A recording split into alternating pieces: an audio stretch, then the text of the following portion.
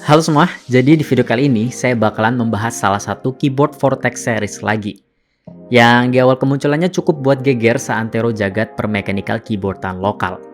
Gimana nggak, dengan harga di bawah 1 juta, kita udah dapetin spek yang brand lokal lain nggak bisa kasih. Dan sedikit cerita, sebenarnya ini barang pinjeman sih dari teman saya. Ya kita sebut aja dia Deku. Jadi si Deku ini beberapa hari lalu sempat tanya-tanya tentang mechanical keyboard dan minta rekomendasiin mechanical keyboard apa yang cocok buat dia. Yang katanya sih si Deku pengen keyboard compact tapi masih punya row dan tombol function. Terus untuk penggunaan kedepannya katanya cuma sekedar buat ngegame dan ngoding aja. Karena kebetulan dia ini sekarang salah satu game dev di Eternal Dream Studio sebagai game designer yang lagi coba-coba bikin game sendiri juga.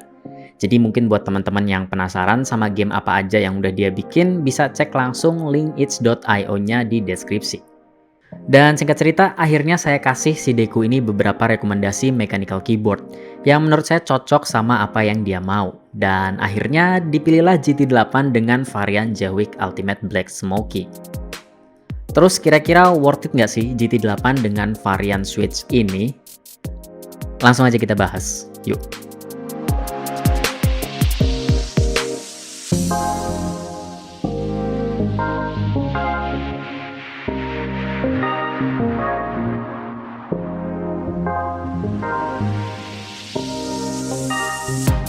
Untuk paket penjualannya, Vortex Series GT8 ini standar aja sih.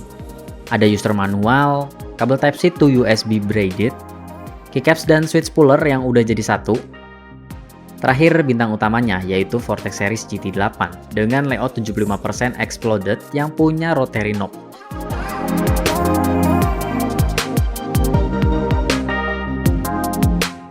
Ngomongin soal desain, kayak yang udah saya sebutin di awal, kalau Vortex Series GT8 ini punya layout 75% exploded. Tapi yang bikin beda dari exploded lainnya, directional keys atau arrow di keyboard ini jadi satu sama typing keys, yang bisa dibilang cukup unik sih. Terus kalau ngomongin soal rotary knob, GT8 punya rotary knob di bagian pojok kanan atas yang berbahan aluminium dan bisa difungsiin buat volume up, volume down, dan juga mute. Terus knobnya ini juga bisa dilepas, jadi kita bisa customisasiin knobnya sesuai dengan referensi kita masing-masing. Material dari GT8 terbuat dari plastik ABS, dan seperti biasa ada branding Vortex Series di bagian sini. Secara looks warna hitamnya kelihatan murahan sih. Tapi walaupun gitu, keyboard ini punya build quality yang bisa dibilang udah bagus banget di harganya, yang kerasa cukup kokoh dan padat, dengan berat keyboard di kisaran 934 gram. Dan kalau ngomongin kualitas dari keycaps ABS-nya, sebenarnya 11-12 sama keycaps yang dipunyain VX5 Pro. Dengan ketebalan yang nggak konsisten di keempat sisinya. Tapi entah kenapa yang saya rasain keycaps GT8 ini kayak lebih jelek gitu dari keycaps VX5 Pro. Karena kayak yang teman-teman lihat sendiri, betapa tipis dan ringkihnya keycaps yang satu ini. Terus legends-nya juga nggak bener-bener di tengah banget, jadi kayak agak ke kanan gitu. Dari kualitas keycaps yang ala kadarnya, mungkin ini salah satu alasan yang buat harga keyboard ini di bawah kompetitornya kali ya.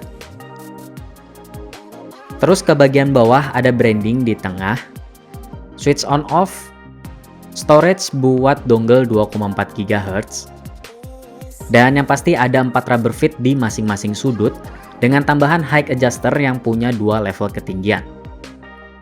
Oh ya, di bagian sini juga ada stiker segel ya, yang berarti kalau kita buka case-nya bakalan merusak garansi.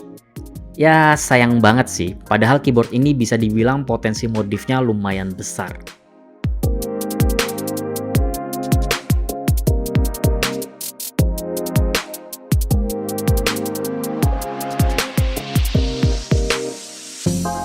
Software yang dipakai GT8 adalah software yang sama dengan GT6.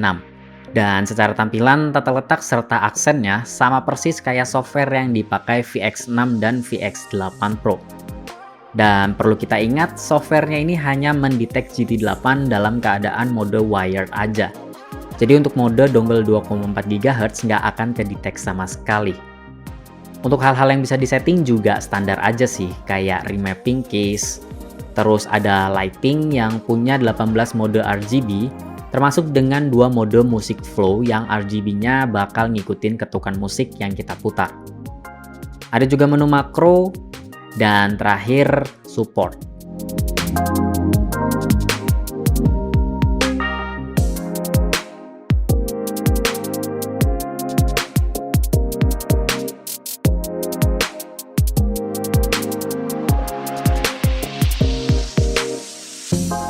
Ngomongin tentang koneksi wireless, kayaknya nggak banyak yang harus dibahas, karena koneksi wireless di keyboard ini udah berjalan sesuai pada mestinya.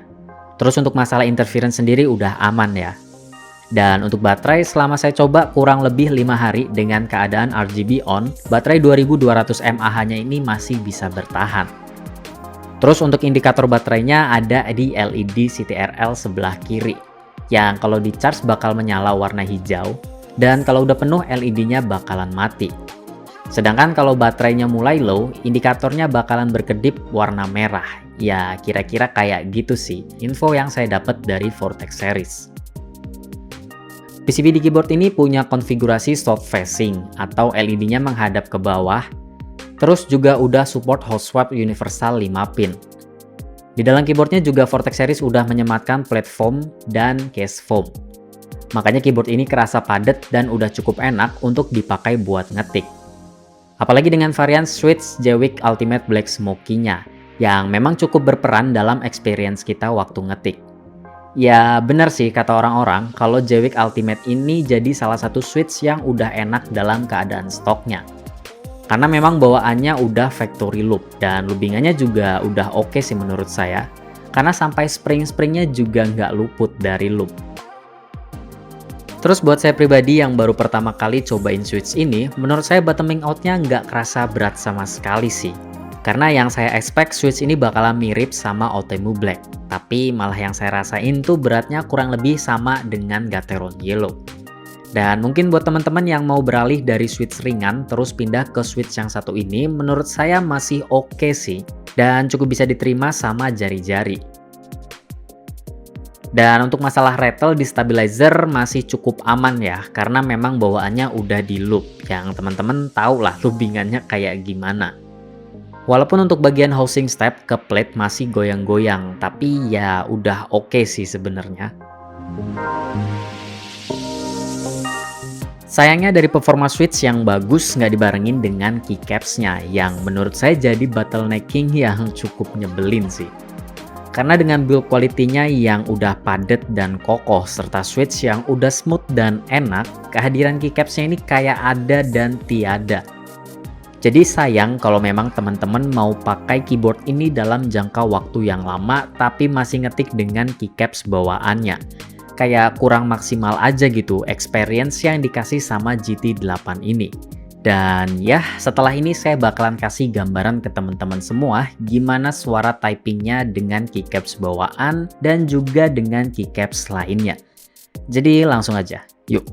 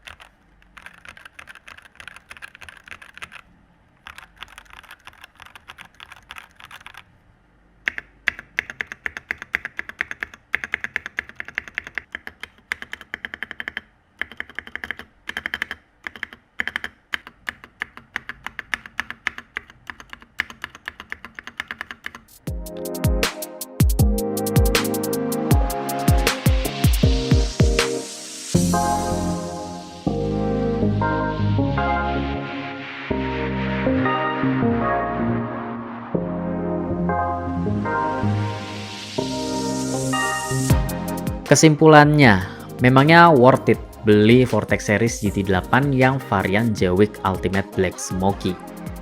Jawabannya bisa iya, bisa enggak sih. Iya buat teman-teman yang memang dari awal pengen build GT8-nya dengan Jewick Ultimate Black Smoky dan nggak ada niatan buat ganti switch selain itu. Atau buat yang memang pengen pakai switch enak tanpa harus ribet loop sana-sini. Karena pada dasarnya switch ini memang bawaannya udah factory loop dan loopingannya udah cukup bagus juga. Ya, bisa dibilang GT8 dengan varian switch ini bisa jadi pilihan yang worth it sih. Dan bisa juga enggak buat teman-teman yang memang udah punya referensi switch lain. Karena ya jelas nggak worth it kalau ujung-ujungnya bakal diganti ke switch lainnya. Ya mending ambil varian yang Otemu atau yang barebone-nya aja sekalian. Karena selisih harganya pun bisa dibilang lumayan banget sih. Jadi untuk di harga Rp950.000, Vortex Series GT8 dengan varian Jewick Ultimate Black Smoky ini mungkin bisa jadi pilihan yang menarik. Buat teman-teman yang memang dasarnya nggak mau ribet-ribet lagi. Karena bisa dibilang keyboard yang satu ini udah paket lengkap lah ya. Kecuali keycaps-nya yang nggak usah dipikirin deh.